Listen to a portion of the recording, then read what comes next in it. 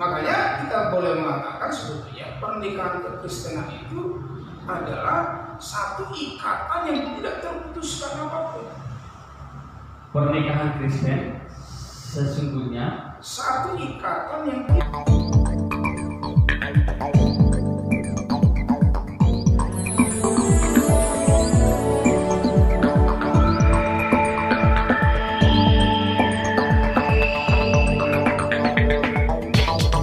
istrinya kecuali karena zina, ia menjadikan istrinya berzina, dan siapa yang kawin dengan perempuan yang diceraikan, ia berbuat zina.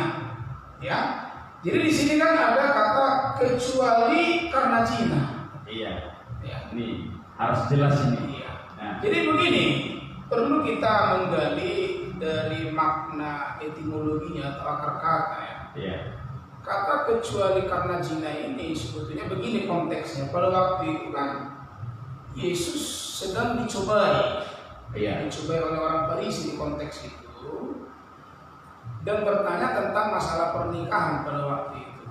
Lalu ketika dikatakan apakah bisa menceraikan istri, Yesus berkata tidak bisa, karena pada mulanya Allah berkata, ya, seorang laki-laki harus meninggalkan ayah dan ibunya dan bersatu dengan istrinya menjadi satu daging. Iya.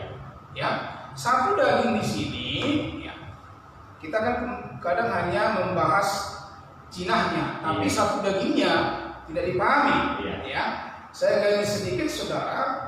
Kalau dalam terjemahan bahasa aslinya itu adalah daba, ya, di bahasa Ibraninya, bahasa asli Alkitab. Daba, ya. Iya. Artinya menjadi satu daging. Menjadi satu daging. Satu daging. Iya. Ya. Satu daging ini digambarkan di dalam perjanjian baru itu satu kuk, ya, itu satu kuk, Iya. ya, satu kuk, ya. Artinya satu bentuk pola kehidupan yang sudah menempel, Iya. ya, itu sebetulnya satu di sana, Menyatu ya, dia. menempel. Iya. Ya. Makanya kita boleh mengatakan sebetulnya pernikahan kekristenan itu adalah satu ikatan yang tidak terputuskan apapun. Pernikahan Kristen sesungguhnya Satu ikatan yang tidak terputuskan oleh apapun. apapun. Jadi apapun alasannya, bagaimanapun keadaannya, sesungguhnya tidak boleh bercerai. Iya. Lalu kita kembali ke ayat yang tadi, Ya. kecuali karena zina. Iya. Sebetulnya kata zina di sana, ya, itu kata aslinya itu adalah porneia. Porneia. Porneia, ya. Ya. Porneia. Porneia ini sebetulnya adalah satu bentuk kehidupan nikah rumah tangga yang tidak sesuai dengan konsep Alkitab. Iya. Ya. Contohnya begini, porneia ini. Jadi bukan porneia ini bukan contohnya istri saya selingkuh, Iya. bukan porneia ini. Iya. Ya.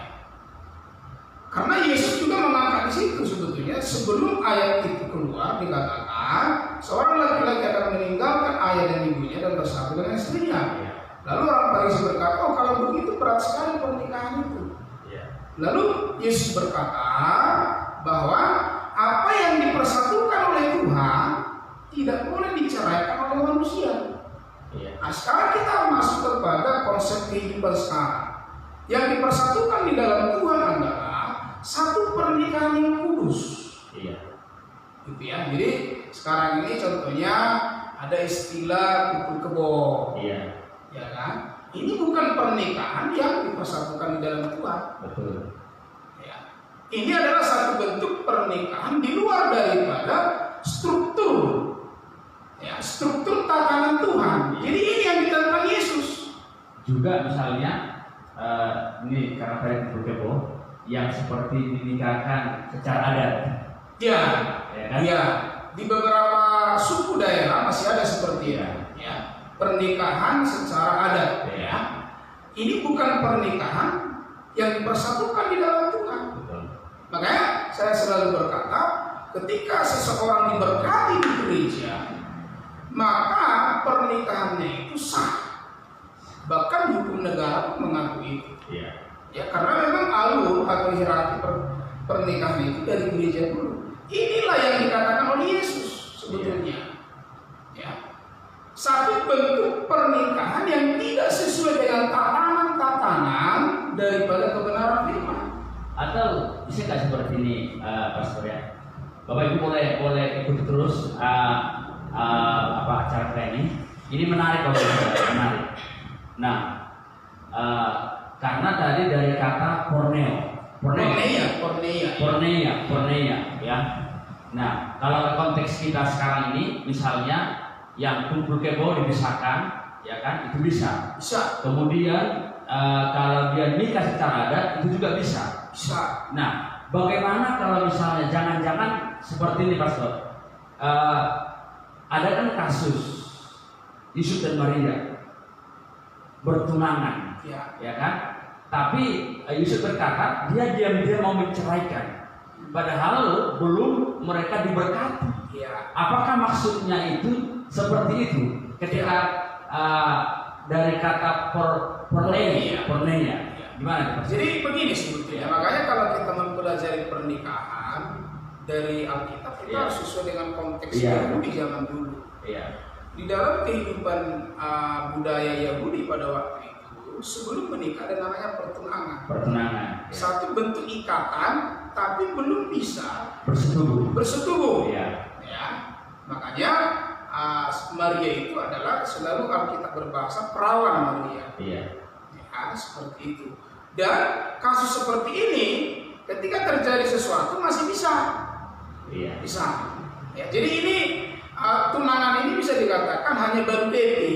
Ya, kira-kira begitu. Misalnya seperti ini, Pastor. Berarti tadi ketika misalnya si laki-laki dengan perempuan, ini budaya Yahudi gitu ya, masih tahap bertunangan. Iya. Kan, bertunangan. Tetapi misalnya tunangannya ini salah satu dari mereka berselingkuh, ya kan? Ya. Apakah si laki-laki atau si perempuan tadi yang berselingkuh kemudian kedapatan gitu, berarti inilah mungkin jangan-jangan yang dikatakan di Alkitab itu boleh diceraikan. Ya, sebetulnya kalau kita melihat konteksnya begini. Coba sampaikan kepada pemirsa. Di dalam budaya Yahudi, kalau orang berzina sebetulnya itu pasti dihukum mati. Iya. Kalau kita lihat dari PL seperti itu. Jadi kalau dihukum mati berarti bukan berzina seperti itu yang dibilang Yesus. Iya. Artinya kalau kita kan melihat di dalam Ulangan ya, coba saya baca ya. Boleh. Saya karena ini sangat penting ya. Ya. Bapak Ibu, perzinaan yang dimaksud porneia oleh Yesus itu apa sih ya? Imamat 12:10. Bila seorang laki-laki berzina dengan istri orang lain, yakni berzina dengan istri sesamanya manusia, pastilah keduanya dihukum mati. Iya. Ya, jadi kalau terjadi perselingkuhan di zaman itu, pasti hukum mati. Iya. Gitu. Makanya saya berkata yang dimaksud oleh porneia ini adalah, kecuali zina itu adalah satu pernikahan yang tidak sesuai dengan tatanan aturan Tuhan. Iya. Contohnya kalau sekarang inilah kita katakan ya, pernikahan yang tidak diberkati di gereja. Iya. Seperti itu. Artinya itu porneia. Itu ya. Ya. Bahkan mungkin pernikahan sesama jenis, ya kan? Gitu. Ya, yang sudah mulai mengorbit saat hari-hari ini ya. Iya. Gitu. Itu yang namanya porneia. Jadi bukan zina sesudah menikah, itu hukuman mati, dilempar sampai mati. Iya. Jadi bukan itu konsep yang dikatakan oleh Yesus. Ya. Karena Yesus di awal daripada statement ini keluar, dia berkata apa yang dipersatukan oleh Tuhan. Ya. Bahkan dia mengutip dulu dari Kejadian ini, kisahnya urutannya supaya jelas. Ya kan? Makanya Yesus berkata, oleh karena ketegaran hatimu Musa mengeluarkan itu. Jadi harus mengerti dulu alurnya dengan konteksnya. Gitu. Ini Bapak Ibu luar biasa ya. Jadi kalau saya tarik nih kesimpulan, tapi nanti boleh tambahkan lagi Pak ya. Iya. Kalau saya lihat dari pembahasan Pastor Hatosan ini, dari pertanyaan kita ataupun topik kita, benarkah orang Kristen bisa bercerai? Sesungguhnya tidak bisa. Tidak bisa.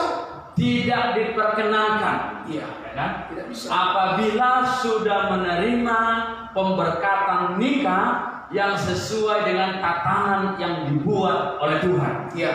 Ya kan? Tidak boleh lagi bercerai dengan alasan apapun itu, ya, tidak boleh bercerai. Itu pastor ya. Ada syaratnya satu. Tambah kasih Pak, kasih Pak. Selain oleh karena kematian. Ya, betul, Iya kan? betul. Roma kan mencatat itu. Iya, betul.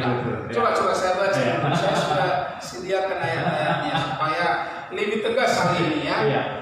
Itu. Jadi yang pertama tadi porneia itu ya, kecuali karena zina ya, Iya. bukan karena selingkuh istri kita, bukan begitu porneia.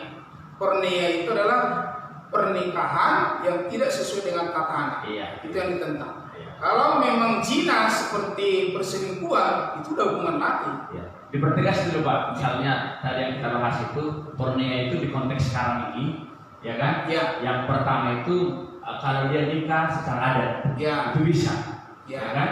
Karena dia bukan menerima pemberkatan sesuai dengan tatanan Tuhan yang dibuat. Tapi kalau tetap mesra, peneguhan. Peneguhan. Jangan pulang. Ya. Kalau ada pasangan seperti itu, artinya belum mengerti kebenaran, gereja harus datang loh. Nah, Bapak Ibu Saudara, kalau ada yang menerima, Jangan yang pulang menikah, ya. yang menikah secara adat, ya, oleh karena raja-raja, perhata orang Batak dan suku-suku yang lain, pokoknya kalau nikah secara adat, saya anjurkan hari ini supaya datang ke gereja ke hamba Tuhan sehingga menerima peneguhan nikah, sehingga nikah rumah tangganya berkenan di hadapan Tuhan. Iya. Ya kan? Ya, jangan pisah ya. Ya, jangan bisa. Tapi Kalau justru di dalam Korintus juga dikatakan, Ya. ya kalau tidak bertobat salah satu pihak dimenangkan. ya, 1 Korintus 7 itu. Iya. Ya. Karena nanti kalau berpisah ada masalah-masalah lagi pasti anak-anak seperti apa ya kan. Iya. Jadi yang terbaik peneguhan. Ya. Kemudian kalau ada yang misalnya sedang kumpul kebo, ya kan? Nah, kemudian kalau memang kedua pasangan ini betul-betul sudah serasi, sudah mau untuk hidup semati seumur hidupnya, saya anjurkan datang ke hamba Tuhan. Supaya apa? Supaya engkau menerima pemberkatan peneguhan nikah, maksud saya, dari gereja ataupun dari hamba Tuhan. Karena apa? Karena kalau kumpul kebo itu tidak berkenan di hadapan Tuhan, ya kan? Nah, kalau mungkin dalam konteks mungkin yang bisa kita pahami secara gamblang, ya, kalau seperti konteks di budaya Yahudi.